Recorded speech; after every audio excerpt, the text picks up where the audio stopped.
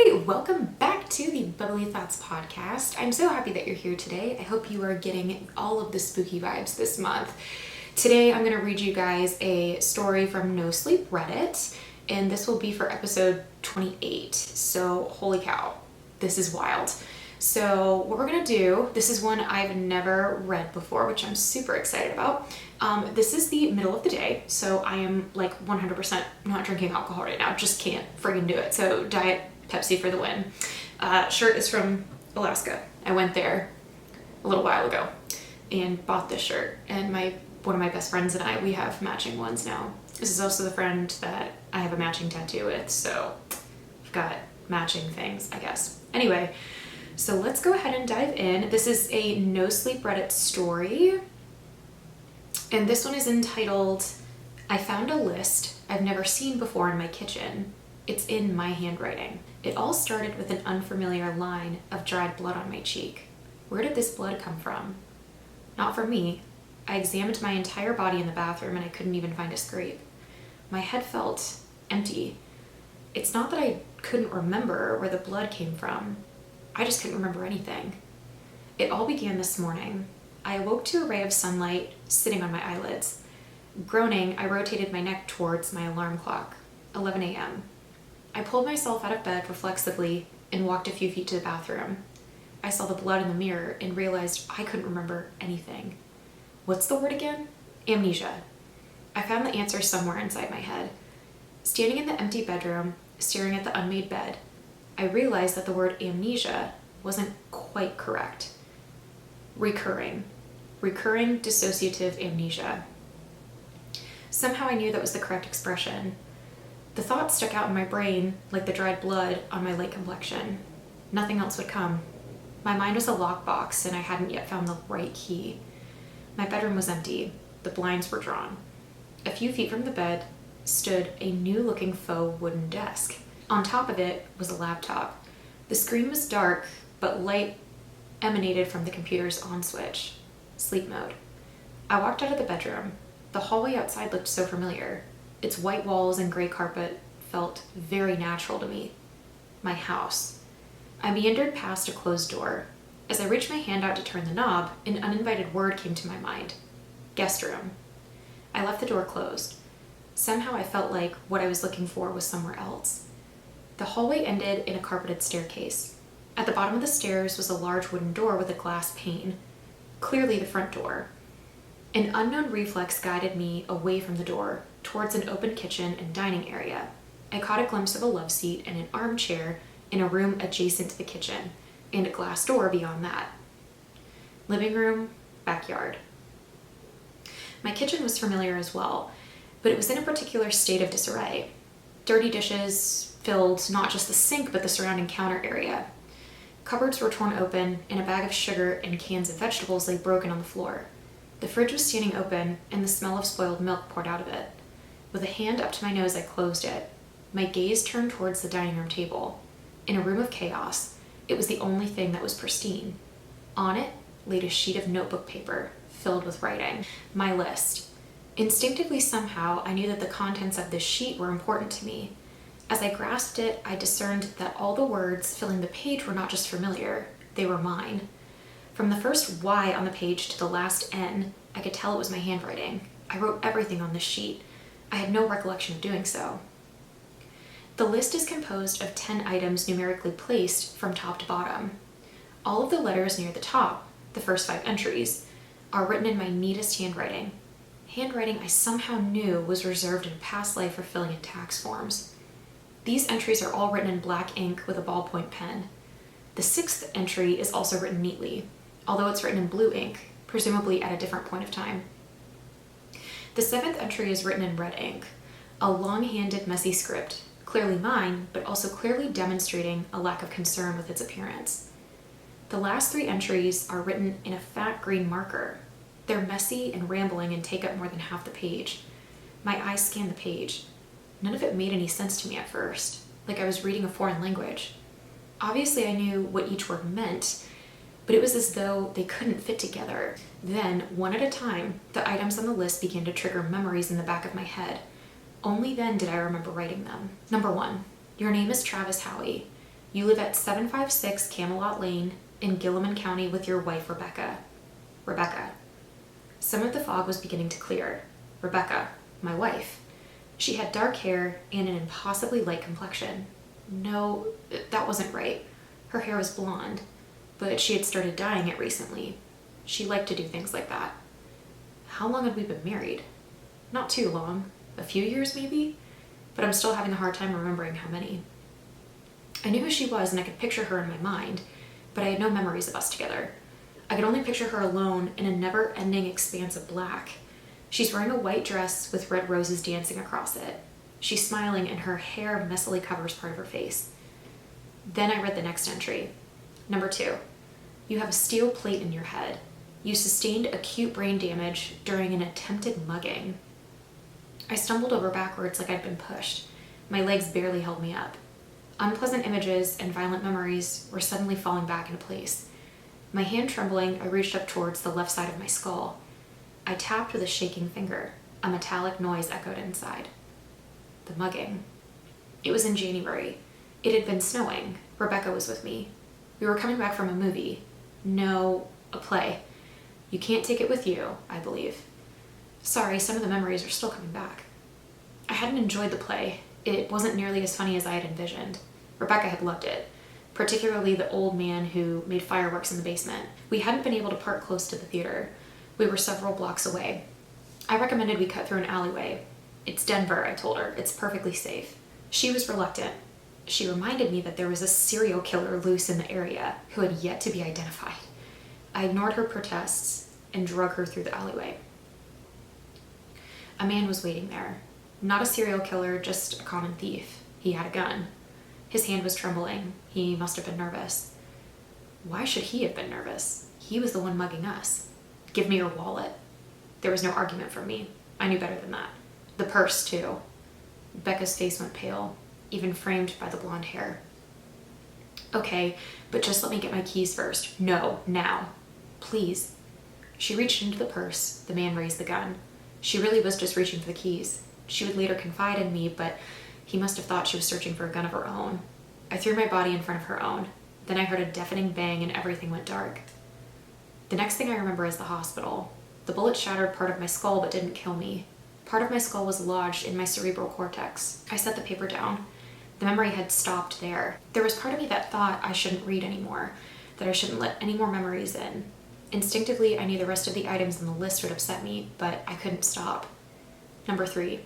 You suffer from recurring dissociative amnesia due to the damage. Dr. Phillips instructed you to make a list of important facts to assist in restoring your memory while it's been forgotten. It's critical that you focus on things that you've documented, as false memory creation is a potential concern. Dr. Phillips was my therapist. He was an old patient man. Rebecca had found him, actually. Said he had a doctorate from a nearby college that was supposed to be all that. You're going to have these episodes of forgetfulness for a while, maybe even forever, but visual reminders should cue your hippocampus to retrieve memories that you've buried. That's what he said. That was the inspiration for this list. How long ago had that been? Days? Weeks? Months? At this point, small memories were coming back in flashes. It's hard to explain, but it was like I had a short film playing in my head, but certain scenes and clips were missing.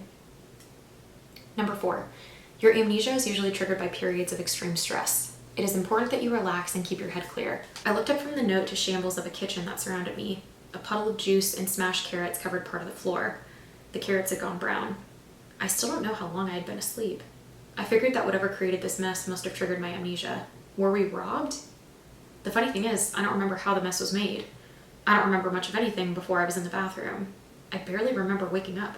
The first thing I can clearly remember is the dried blood on my face. Reading this entry triggered a few brief moments of being told by Dr. Phillips and Rebecca that I had blacked out before. But I still had no memory of the most recent blackout that placed me where I was now. Number 5. You work at a local supermarket. Dr. Phillips said it would be helpful for your mind to receive new stimulation on a daily basis, and Rebecca works from home. I groaned. I had forgotten about work. I briefly considered calling in, but I figured, based on the state of disarray in my home, I probably had bigger fish to fry. I didn't like my job. It was far beneath my level of intelligence, but it was easy for the supermarket to retrain me if the memories of how to do my job disappeared. This item on the list triggered a whole host of memories. Rebecca is a medical transcriptionist. She types up the audio recordings of doctor's notes so they have a written copy. That's why she worked from home. Before my accident, before I was shot, I used to be an accountant at a big firm. It bought Rebecca and I this house. I think before the accident that we were planning on having kids. She always wanted 2 of them, a little boy and a little girl. They were going to be named after her grandparents, Lincoln and Claire. My mind was filled with images of Rebecca's face stained with tears while she told me not to blame myself. We couldn't have kids now.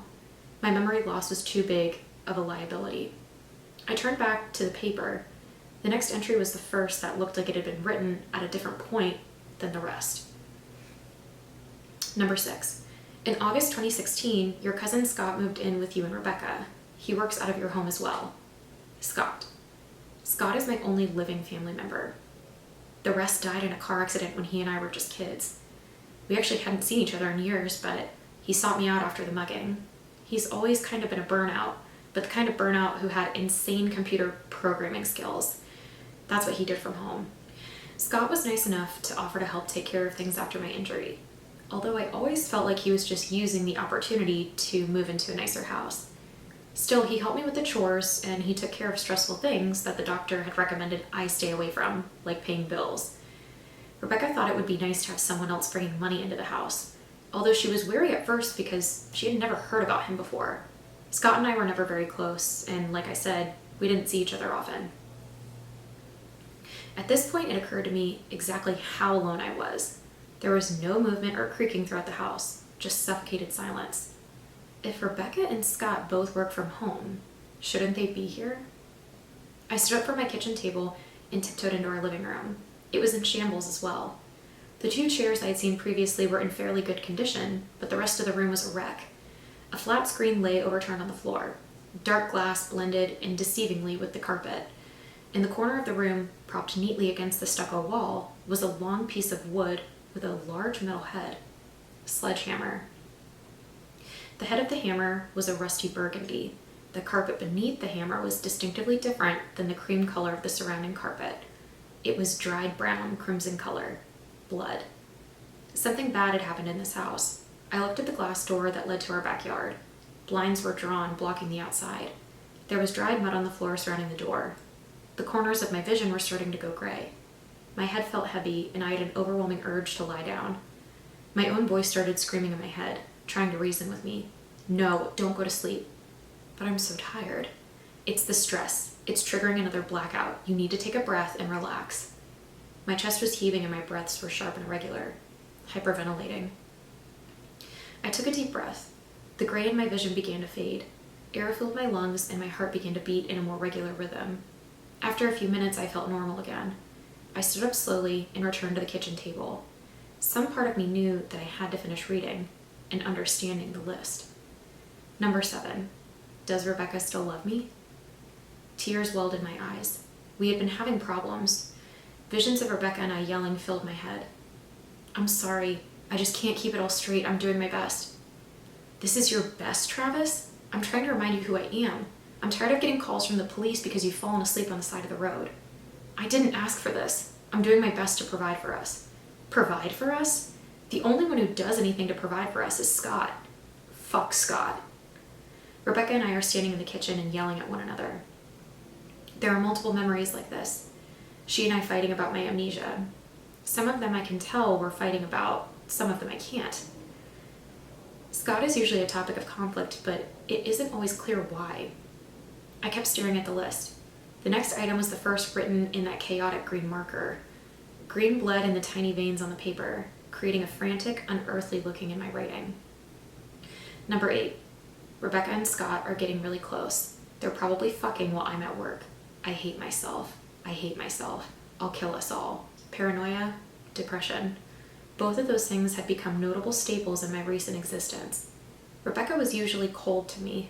Numerous impressions of her ignoring me or treating me like an idiot danced in front of my eyes.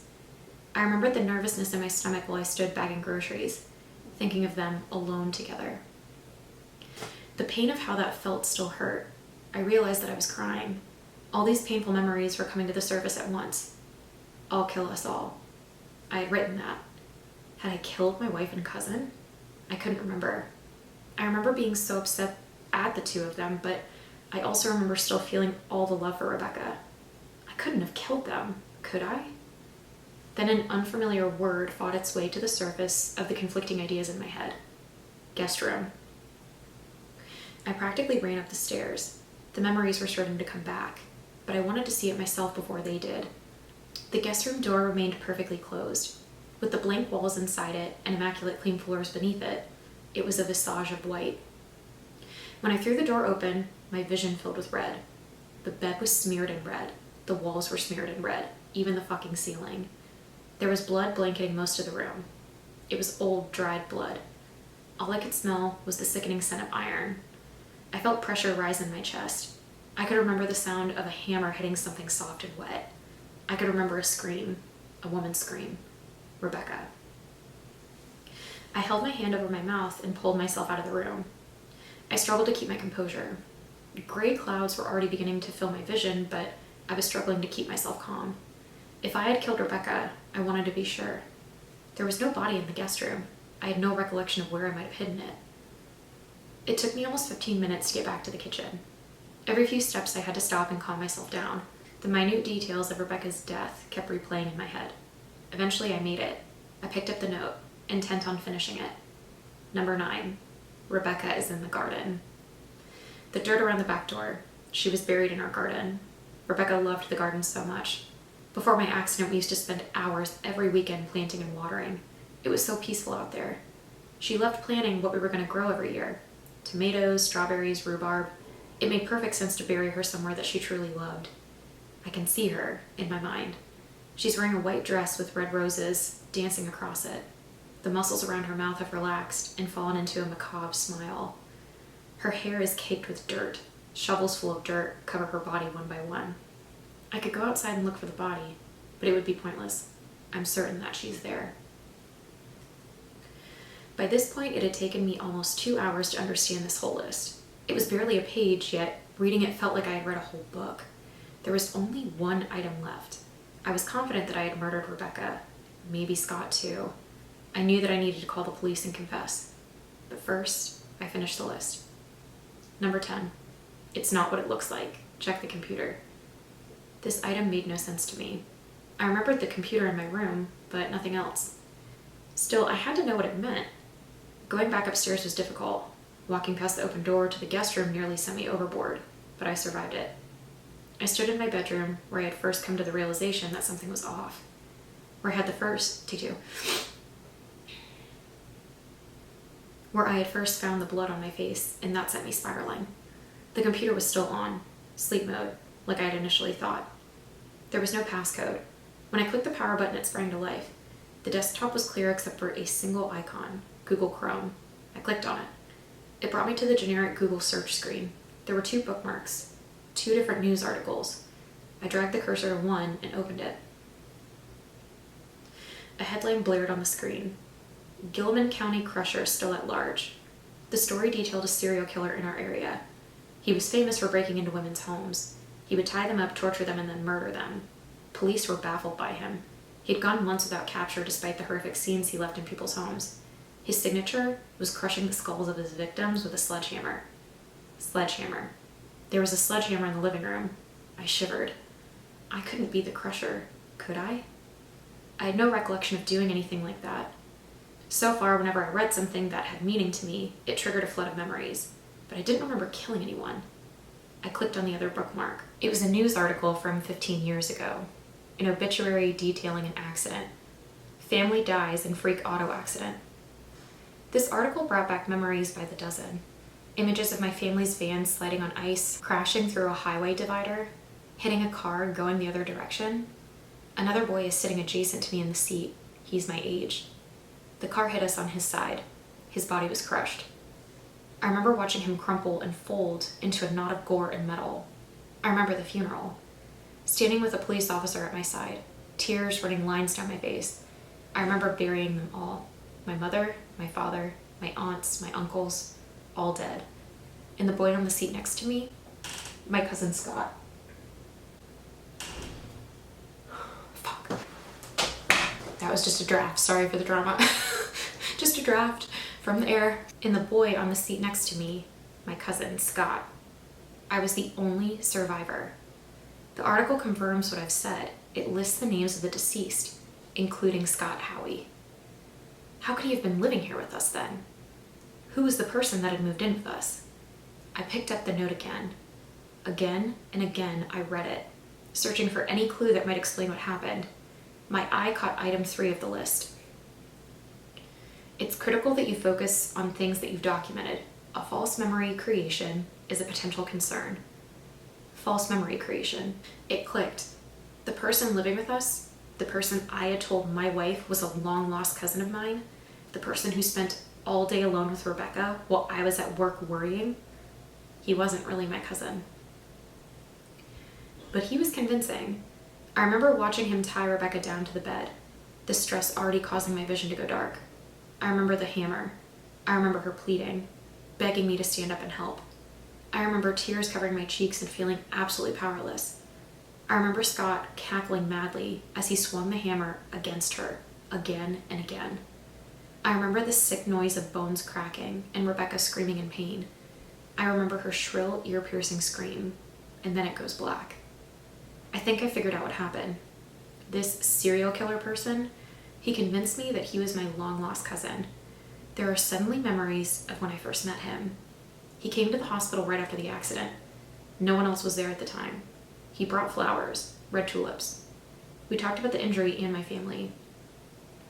He came back every week until I just assumed it was the same Scott I had known when we were kids. I had convinced Rebecca of the same. I had no recent memories of him, but I wrote it off as a symptom of the injury.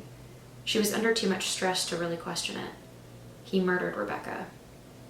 I wonder how many times I've woken up and come to this realization, and then blacked out from the stress. Judging by the state of disarray in my home and the dried blood in my guest room, this isn't the first time. I know I should call the police, but my head feels so heavy. Everything is cloudy. My bed looks very, very soft. I'm so tired. I think I'll go back to sleep and call them when I wake up. Don't worry. I'll remember. That was a really good one. Sorry, I know that was like graphic as hell, but that was really good. I loved that. There's also, it's weird, there's a link to a Facebook. It looks like it could be this person's. Oh, interesting. Okay. Well, I'll tag it below in the description, but it's JL author page and it's his Facebook, and it looks like he has a bunch of different stuff that you can read. Looks like he's written a bunch of other stuff into Reddit as well, which is super duper cool. So I'll make sure to link that below. And once again, this author, just to make sure in case I forgot it in the beginning, this one was written by JAKSIM, Jack Sim. Well, anyway, thank you guys so much for tuning in. Like, truly hats off to you if you've made it this long listening to every episode. I'll have 2 additional bonus episodes and then you've got 3 left. So you've got plenty to listen to if you're new here. But thank you so much for tuning in. I will see you all tomorrow. Cheers to you. Stay buzzed and stay bubbly. Bye.